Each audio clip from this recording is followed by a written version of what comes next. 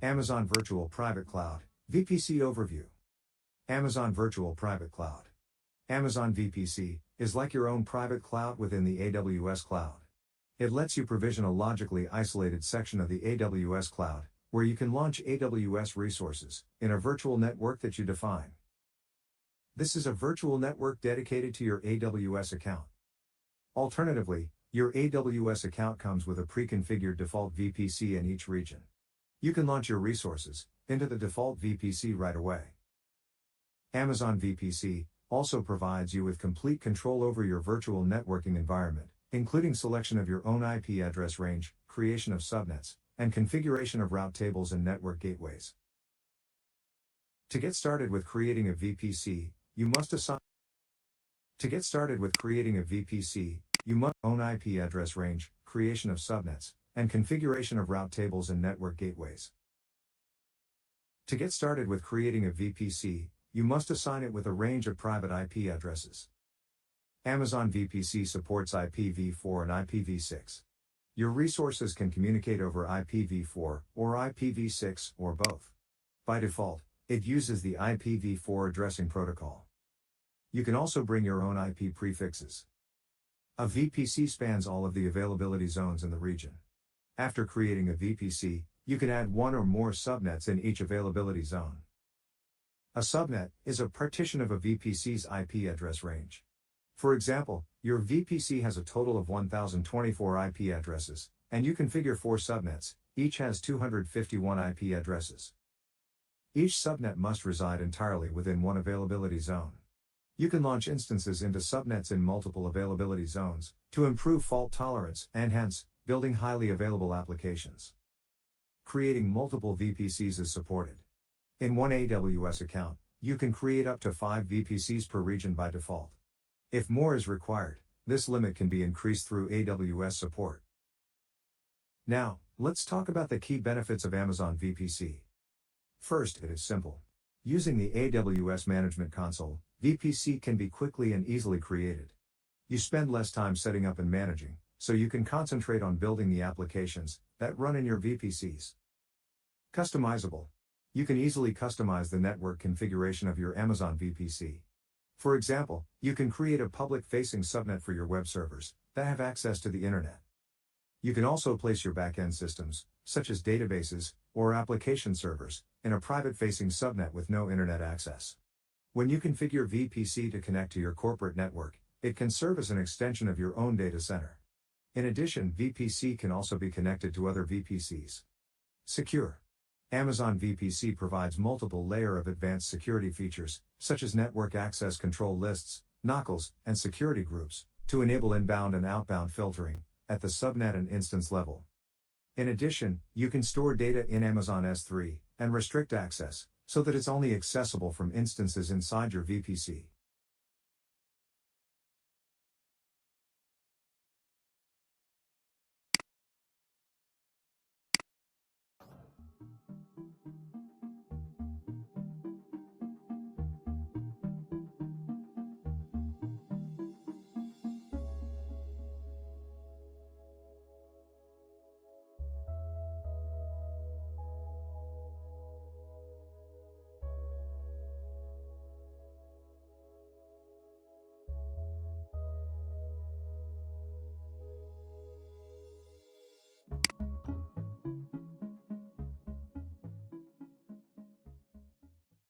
Amazon Virtual Private Cloud, VPC concepts.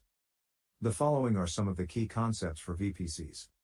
When you create a VPC, you must specify a range of private IP addresses for the VPC, in the form of a classless interdomain routing, CIDR block notation. The allowed CIDR block size is between a /16 and /28. For example, this IPv4 CIDR block, 10.0.0.0/16 notation, when you write this out in 32 bits binary, you get the following.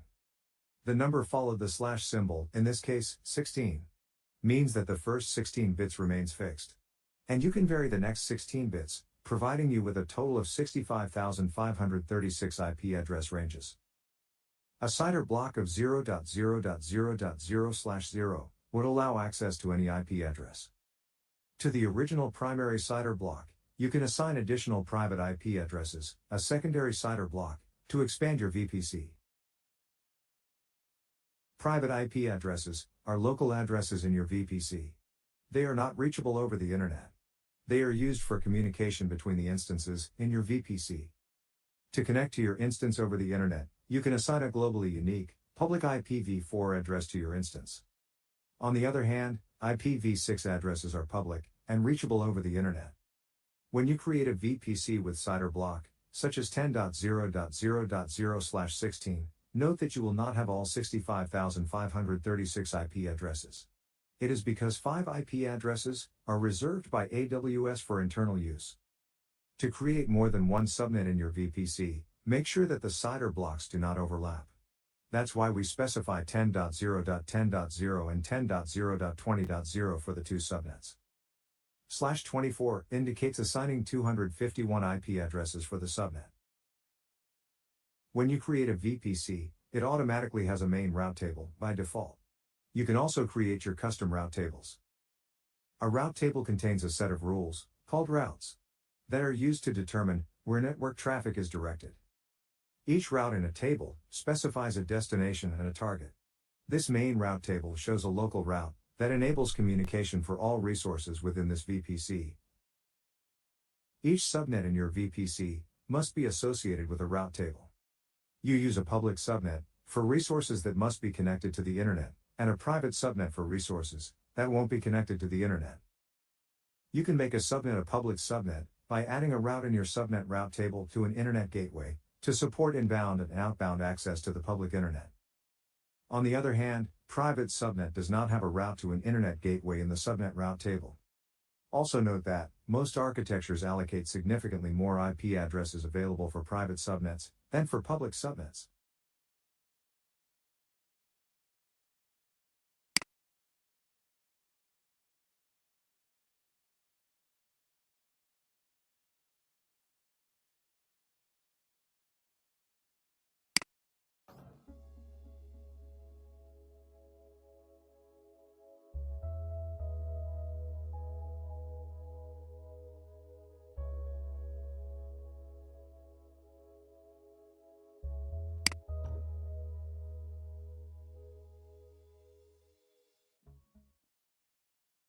Amazon Virtual Private Cloud, VPC, Peering Connections. A VPC peering connection is a networking connection between two VPCs. This connection enables you to route traffic between your VPCs using private IPv4 addresses or private IPv6 addresses. In this way, instances in either VPC can communicate with each other, as if they were on the same network. When creating peering connections, you aren't just limited to your own VPCs in your account, you can peer with VPCs located in different AWS accounts. Moreover, the VPCs can be in different regions, also known as an inter-region VPC peering connection. With this in mind, VPC peering provides a simple and cost-effective way to share resources between regions or accounts. Additionally, VPC peering connections help facilitate the transfer of data. This can be used in a variety of scenarios such as replication of data for data redundancy, or to promote communication within organizations with uses like a file-sharing network. When creating peering connections, AWS uses the existing infrastructure of a VPC. It is neither a gateway nor a VPN connection, and does not rely on a separate piece of physical hardware. As a result, peering connections prevent problems such as a single point of failure for communication, or bandwidth bottlenecks. Peering connections also use the AWS backbone. Since traffic always stays on the global AWS backbone, and never traverses the public internet, VPC peering effectively reduces threats, such as common exploits, and DDoS attacks. Next we will examine how to establish a VPC peering connection between two VPCs. The first VPC will be our requester, and the second will be our acceptor. To establish a VPC peering connection, you do the following. First, the owner of the requester VPC sends a request to the owner of the acceptor VPC to create the VPC peering connection. Before we continue with the steps, it's important to note that VPC peering doesn't support all configurations. For example, The acceptor VPC cannot have a CIDR block that overlaps with the requester VPC CIDR block. For the second step, the owner of the acceptor VPC, which is either you or another AWS account, accepts the VPC peering connection request to activate the VPC peering connection. The VPCs are now peered. Next, to enable the flow of traffic between the VPCs, the owner of each VPC in the peering connection must manually add a route to their desired VPC route tables.